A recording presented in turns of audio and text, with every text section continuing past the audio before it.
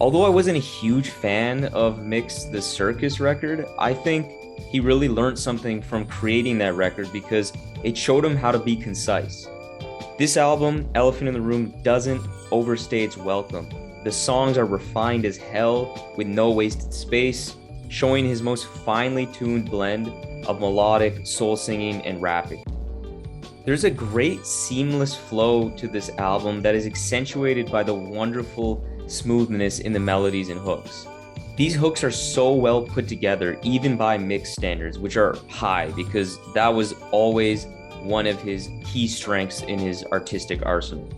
The sound palette of this album is not unfamiliar territory for Mick Jenkins.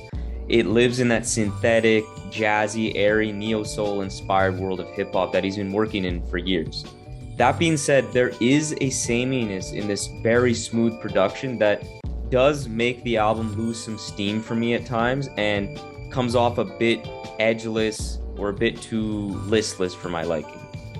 Overall, though, this consistent production sound is a good stylistic fit for Mick's deep and effortlessly clear raps and singing. The silky smooth melodic moments on this record don't fully offset this negative sameness, but it does get pretty close. At its fundamental level, Mick is comfortable on Elephant in the Room. But what was a bit of a drawback on previous projects like Pieces of a Man, where I just don't feel like he pushed himself enough stylistically, on Elephant in the Room, he keeps certain elements like the production familiar while giving himself the room to be more natural, less forced. And I think it works out for the best.